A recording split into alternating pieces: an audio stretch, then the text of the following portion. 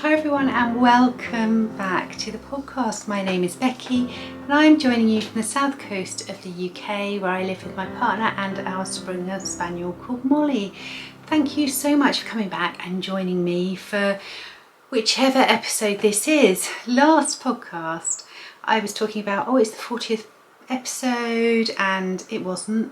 It was a whole other episode, and then I think in the title I put that it was episode 42 and it then wasn't. So I'm going to do away with the numbers. I am not going to number the episodes anymore because it obviously confuses me. So they're just going to be episodes from now on, and yeah, that's the way I'm going to move forward with that. So anyway, I hope you're all keeping really well. It is Thursday the 13th of October and I have just finished work, and I thought I would hop on here and show you what I've been working on and what I've finished recently. So I've got some crochet, some knitting, some acquisitions, and yeah, I'm going to talk a little bit spinning plans and other plans with you a bit later on. Hope you're all doing okay. I have been really enjoying the autumn weather, and I've been in the garden clearing stuff because things are dying back, and so I've been clearing a load of the garden, getting all the weeds up out of the patio and boring stuff like that really. But also I have been planting some spring bulbs, which you will have seen in the footage at the start.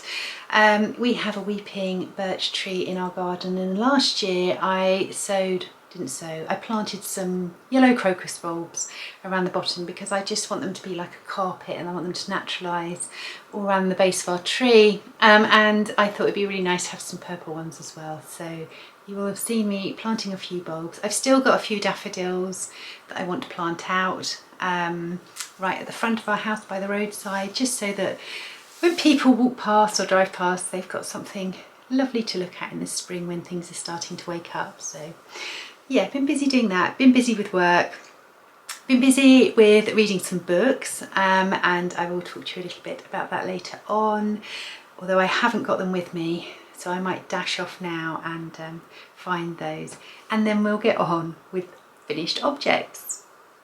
Right, the first thing I have finished is a crochet project, and it's sitting up here. It's this little pumpkin.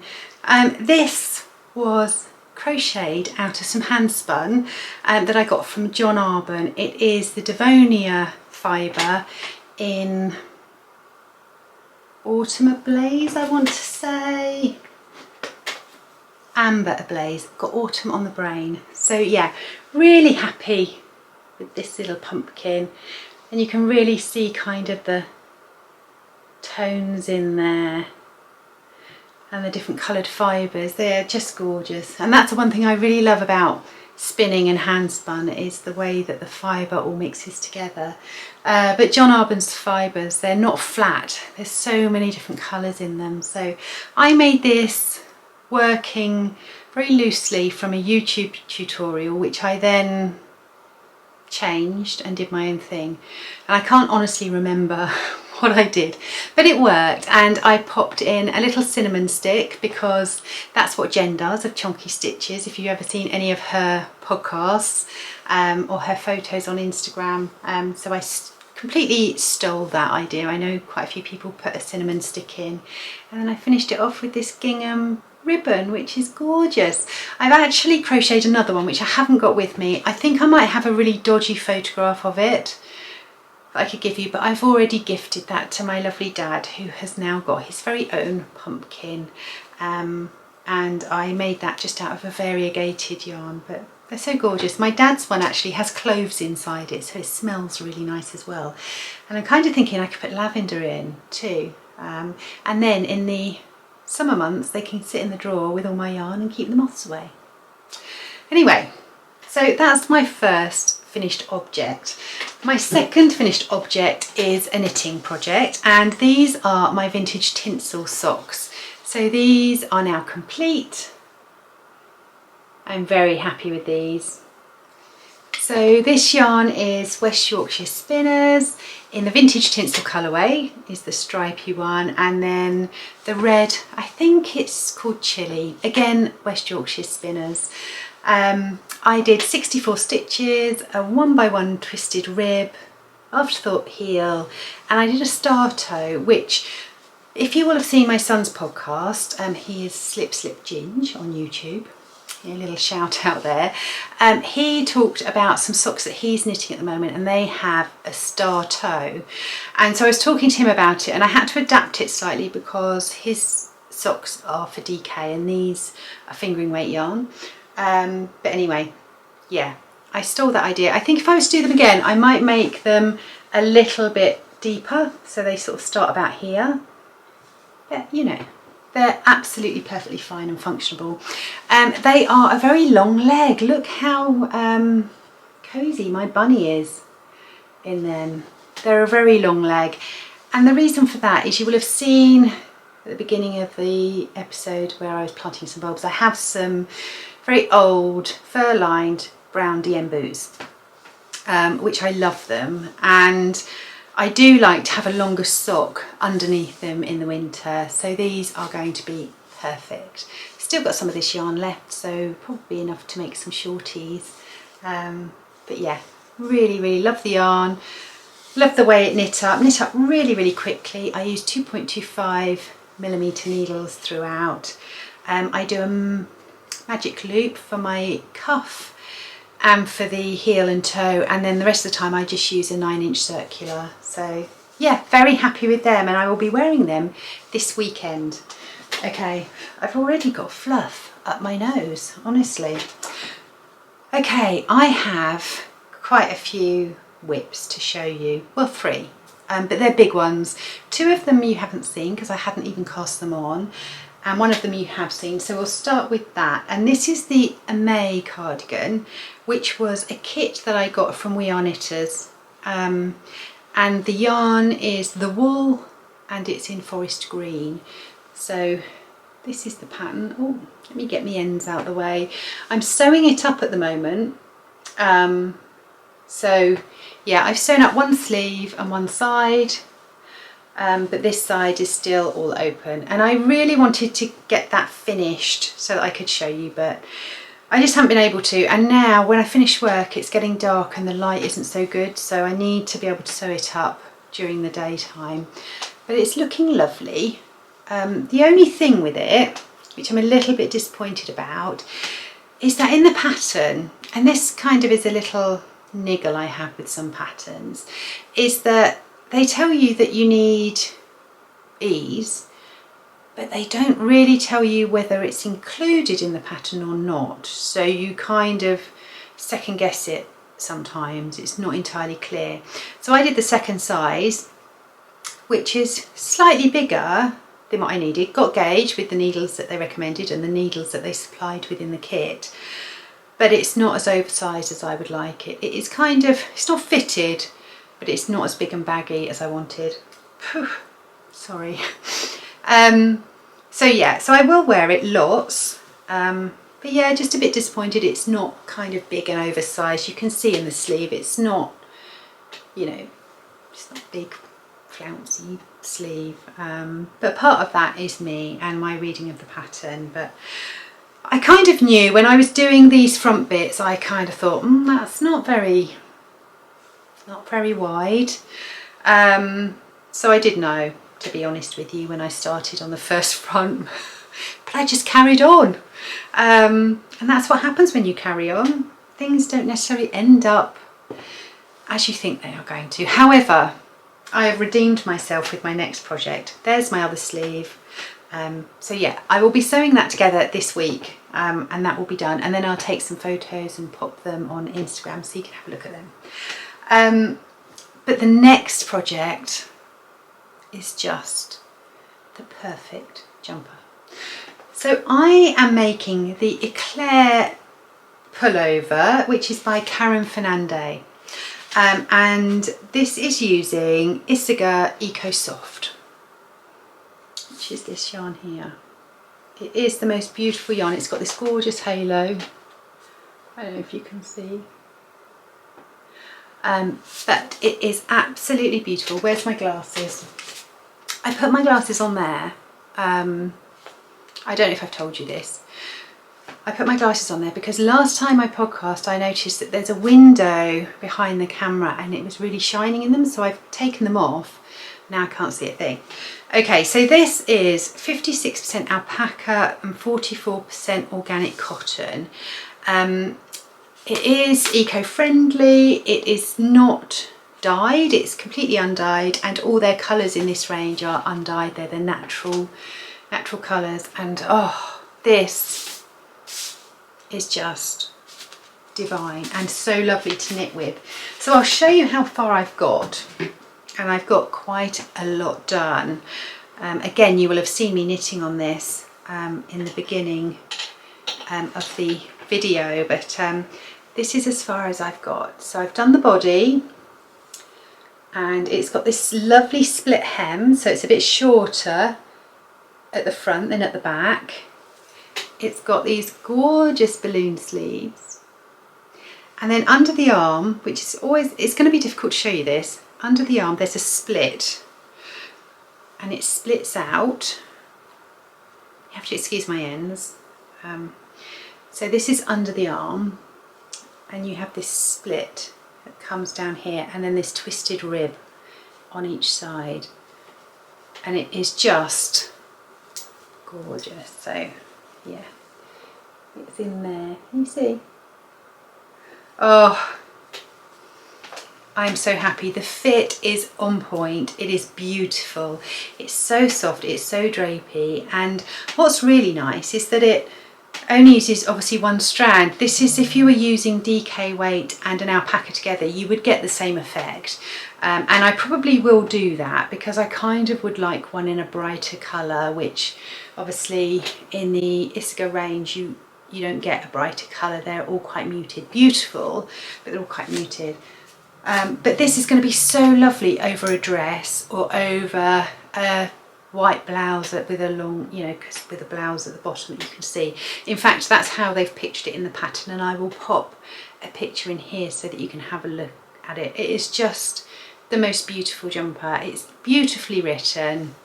I bought it off of the Beautiful Knitters website, where I also got the yarn. It was really affordable. It wasn't really expensive, but it is so beautiful. It will be interesting to see how it wears and how it washes, but yeah, the alpaca, it's so light, and the drape is just, oh, I love everything about this. So I am literally on the second sleeve, so I'm hoping that by the weekend I'm going to have this baby done and I'll be wearing it. So very excited about that one. So that's my first new cast on, work in progress. The other one is my shawl. Now I got some Let Lopi, which has just run away. Okay, got it back. Got some Let Lopi here, and this is in the shade 58. I think it's called charcoal, but I'm not sure. But it's dark grey, yeah, number 58. And I am knitting a shawl, and that was what I said to you on the last episode, that I was intending to make a shawl with this, because I have a shawl in Pluto Lopi and I have a jumper in Let Lopi, and I love them both, so I wanted another shawl. My other shawl is brown, yeah, I wanted a dark grey one with a bit of lace. So I have started, so this is as far as I have got. And what's lovely about this pattern is that it's got the lace, which I wanted, but it's only over about 16 stitches, and I'll put a piece of paper behind it so that you can see. So it's got this gorgeous lacework pattern and bubbles on there. And this is a pattern by Rebecca Bedwell, so it's called the Invocation Shawl, if I haven't mentioned that, because I can't remember. Rambling already, obviously working this morning and then podcasting, my head's kind of a little bit all over the place. So yeah, so it's got this lovely lace panel down the middle, and then in a couple of inches time there's also some lacework along the stockinette part of the shawl, so this bit will have some lace going across it as well, and I'm just loving it. I just think that is going to look gorgeous. I mean, you know, imagine that it hasn't got a knitting needle running through it. But yeah, it's going to be so lovely. And again, another neutral that will go with everything. So I'm really enjoying the pattern. It's well written. It's got some really good reviews. You can get it on Ravelry, and yeah, I recommend. So that's coming along really, really nicely as well. So they are all my, that's now run away. They are all my works in progress. So the next thing I wanted to talk to you about was some plans and also some new acquisitions. So I shall get them together and I'll be right back. Right, let's talk plans. So about a year ago, I made my Love Note sweater, and I made it using a yarn by Cookston Crafts called Outlander, and this is what the colour is. It's absolutely beautiful. It's got these lovely orange speckles in there and these beautiful soft blue tones. So yeah, so I have got 60 grams of this left, and I want to put it into a project that is another beautiful project. But I needed a bit more yarn, so I'm going to make a pair of socks. And the other yarn I have here is some of my own hand-dyed yarn. I dyed this using fern leaves, but they go so beautifully together. And I am going to make a pair of socks using this yarn. Now, I've decided to revisit an old pattern that I have made already, and that is the Tin Can Knits Winding Way socks. Now, I made these about 3.5 years ago, and I know that's when I made them because I called them my Newcastle socks. Jack and I went up to Newcastle for the first time for his audition to get into Newcastle University, and I was knitting on those socks. So I decided I wanted to make them again because they are the best fitting socks that I have ever made. They've got a lace panel down the front, and they're ribbed at the back. They take a little bit of time to make, but it was so worth it, and I still love it when those socks kind of get circulated again in my sock drawer. I absolutely adore wearing those socks. So I'm going to make that pattern. I will actually pop a picture in here of the socks that I made, and also a picture of the socks that are on the Tin Can Knits patterns, because they really do show up the lacework beautifully. But yeah, so I'm going to cast these on and make another pair of Winding Way socks out of this yarn. As I said, I've got 60 grams and a 20 gram mini skein. I think I would just do the mini skein in the toes and the heel, and the rest of the sock will be in this. So yeah, hopefully I'll have enough. I'm sure I will. But yeah, I'm going to cast those on pretty soon. Okay, another plan that I've kind of got an acquisition for is I want to make another shawl, and I'd like a bit of your advice actually, because I've got two options and I can't decide myself. I bought this gorgeous skein of yarn from Beehive Yarns. They're absolutely beautiful. And this is, let me get my glasses again. This is burnt umber in the on the Bardo base, and it is 80% merino, 20% nylon, and there's 365 meters in 100 grams. And I'm thinking I would like to again revisit a pattern that I've made before, and that's the Right Around the Corner shawl. And I made that for Ellie from Craft House Magic. She did a cowl around that pattern, and I made it then. And it's really good because you need two contrasting skeins of yarn, and so you can just pick things out of your stash, which is what I want to do. I definitely want to use this because, yeah, I think I'm going to wear it loads, and I already wear the Right Around the Corner shawl that I've already made loads of times. In fact, I'll pop a picture in. I made it with Skein Queen yarn from yarns that I bought at Unravel 4 or 5 years ago now, and I wear that shawl an awful lot, especially this time of year when it's not really, really cold, but it's nice to have something around your neck. So yeah, that's the plan. So I'm going to show you the two yarns that I've got. The first yarn is one that Jack bought me a couple of years or so ago, and it's this one here. Again, another really gorgeous skein of yarn. absolutely lovely. And this is by Steampunk Sheep Yarns, and it is in the colourway Shepherd's Delight 7525, and it's 425 metres. So this one is slightly thinner yarn than this, but I think they look really, really nice together. So that's option one. The second option is a skein of yarn that a lovely friend bought me, again a couple of years ago, and this is by Dye and Knit by Kate, and it's called Caribbean Dreams, and this is what it looks like.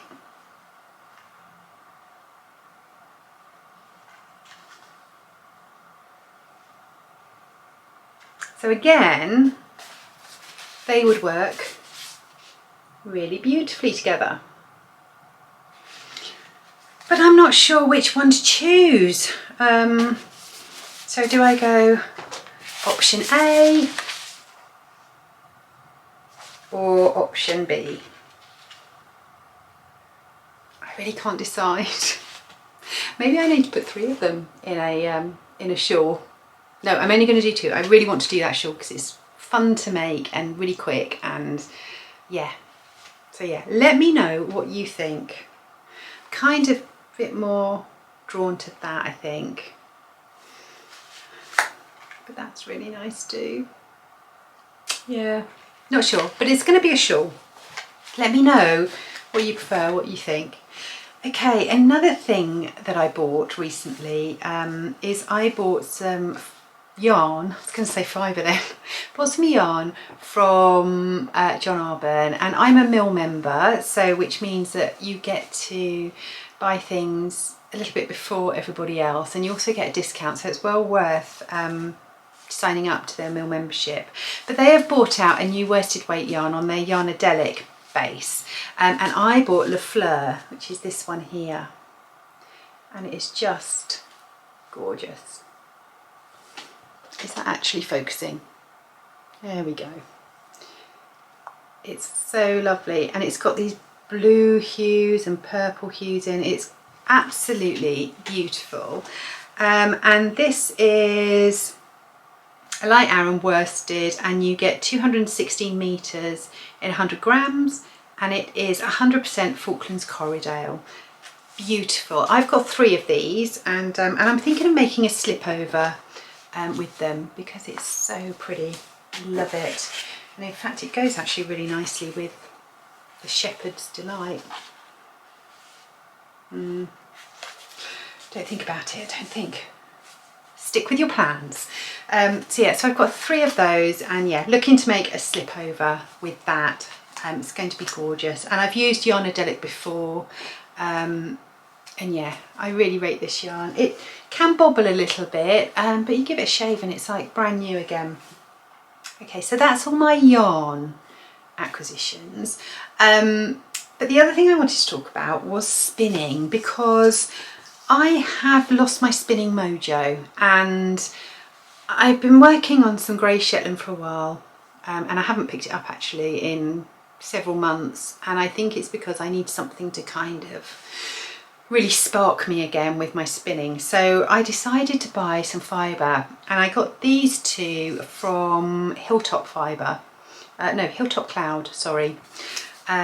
She has a brilliant website with so many different fibres on there. It's well worth a look, and really reasonably priced as well. I have worked with Hilltop Fibre before. I made a shawl, a gradient shawl, which I can't remember the name of, out of some fibre that I spun. So yeah, so I do rate them very, very highly. So I bought 2. The first one is White Face Woodland, which I haven't spun on before, but it's these beautiful greens and browns and blues, some yellows in there, absolutely gorgeous. So yeah, really looking forward to spinning with that fibre. Beautiful. And this was dyed, it gives you a dye date, this was dyed in August. But yeah, love those colours again, very muted, very autumnal, going to be lovely. but this is the one I'm most excited about. This is BFL, 70% BFL, 15% Alpaca and 15% Tinsel. And again, it's 100 grams and it was dyed in February. And I think I'm going to save this for my Christmas spinning. Oh, look at that, it's blowing out a little bit. There's some lovely reds and blues in there. And it's, yeah, so autumnal and wintry and Christmassy. So I think I might be spinning this during Vlogmas. I had a few comments asking me if I was going to do Vlogmas this year. I have every intention of doing Vlogmas. I really enjoyed it last year. It's a lot of work, and I know that there's been a lot of Vlogtobers at the moment, and I've been watching a few. I've been watching Ali from Little Drops of Wonderful, or This Little Wonderful Life. She has 2 channels. I've been watching Sarah from Yarn Mugs and a couple of others, and you know, I take my hat off to them because I couldn't do Vlogtober and Vlogmas because of the work that it entails. It's just manic. But I might save this and do this, and yeah, do this in December, and then you can spin along with me and watch my progress on that. But yeah, so this one I am going to start spinning hopefully tomorrow. Yeah, really looking forward to that. Look, it's make a great hat. I mean, not that, that looks like a dodgy fascinator from some sort of period drama, but those colours, just lovely. And they smell sheepy. So yeah, anyway, digressing. So that is my, or those are my acquisitions. So I think I've got a few books I wanted to talk to you about, and I will just hop off and get them, and I'll be back in a moment. Okay, so there might be a little bit of a camera change because my battery ran out. So I'm using a new camera.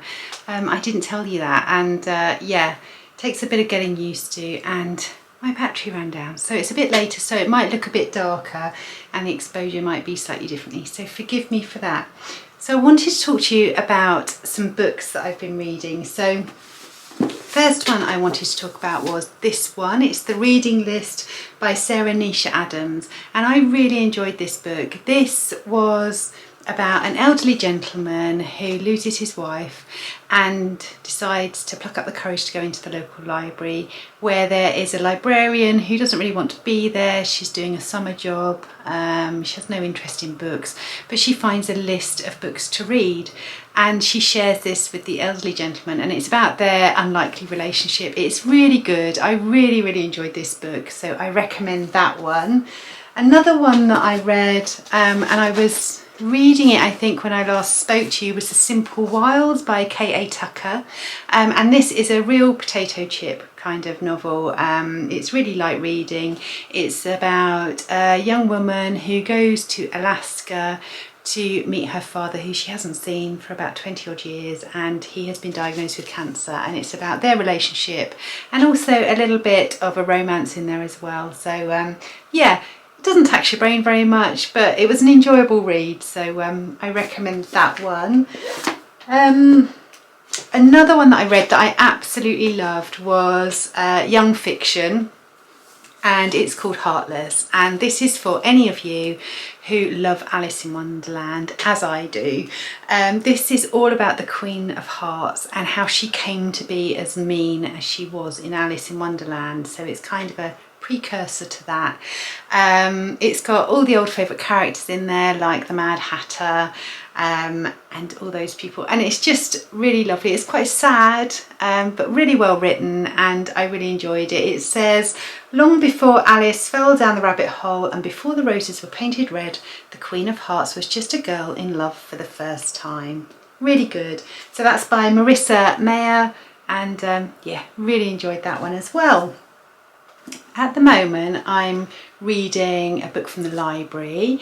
It's called Words in Deep Blue, and it's about a young girl who leaves a letter in her in a family bookshop of the boy who she has a crush on, and she leaves town, leaves this letter in this book, one of his favourite books, and he doesn't say anything. She doesn't hear from him, and then it's about years later that their paths cross again. So yeah, so I'm quite enjoying that at the moment.